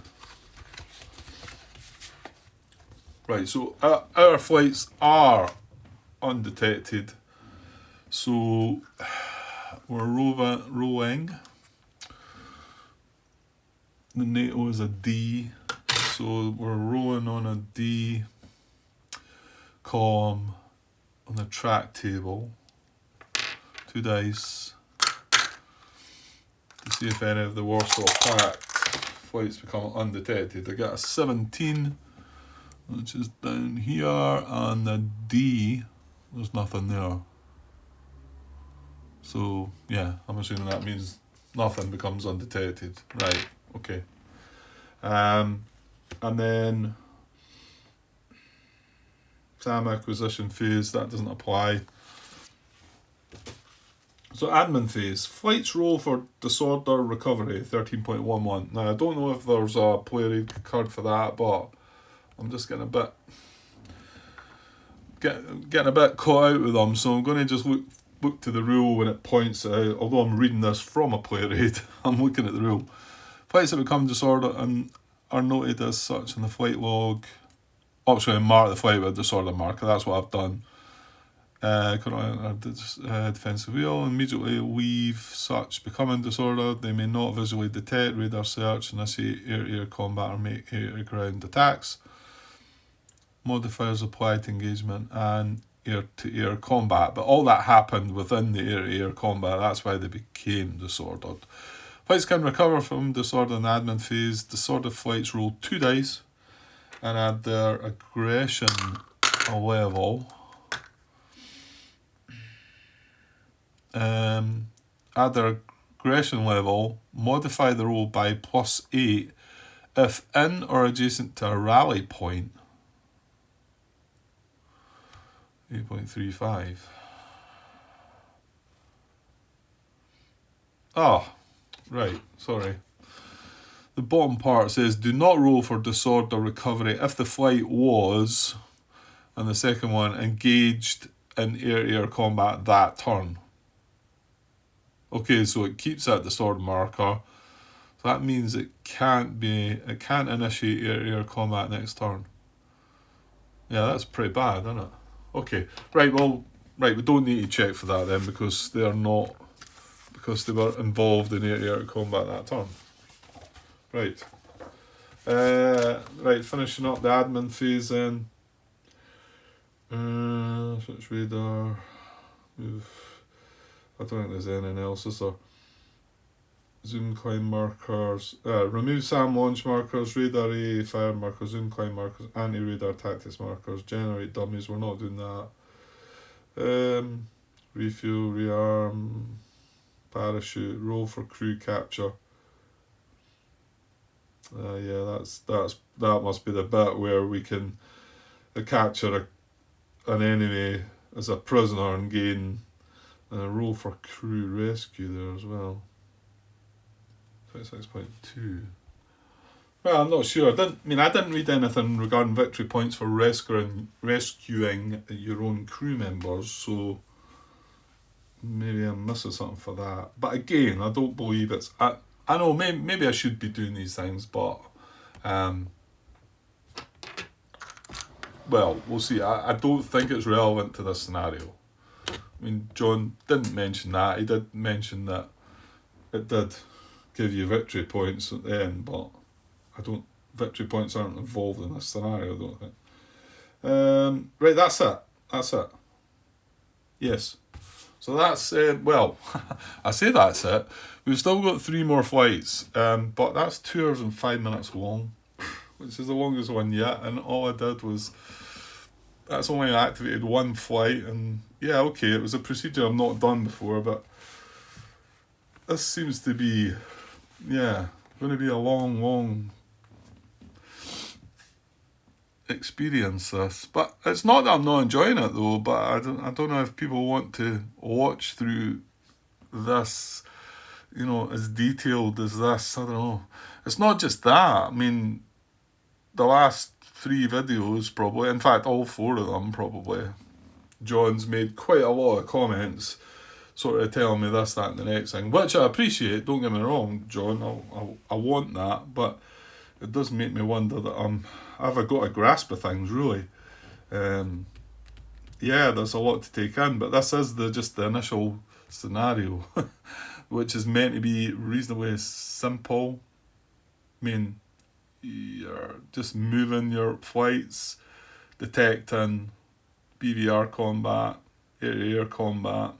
That's pretty much it, really, isn't it? I know when I do things are going to take much longer, but this seems a bit extreme. But anyway, like I say, I'm still enjoying it, so I'm going to stick with it. But hopefully, it's not dragging its heels too much.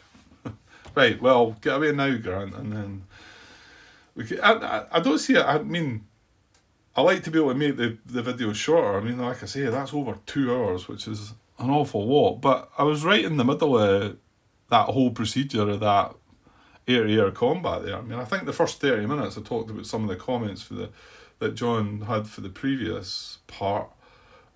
So that's pretty much been an hour and a half just doing what I've been doing, really. Although I think we did decide on a wee take back at the end of our last movement, didn't we? But even still, it's been a long time doing that. Right, well, get away from now, Grant. Okay, not sure when I'll be back. Time might be a bit tricky. Let's say I've got time off work, but there's loads of other things going on right now, this time of year. So I'll just get back when I can. Okay, right, leave it for now. Cheers, guys.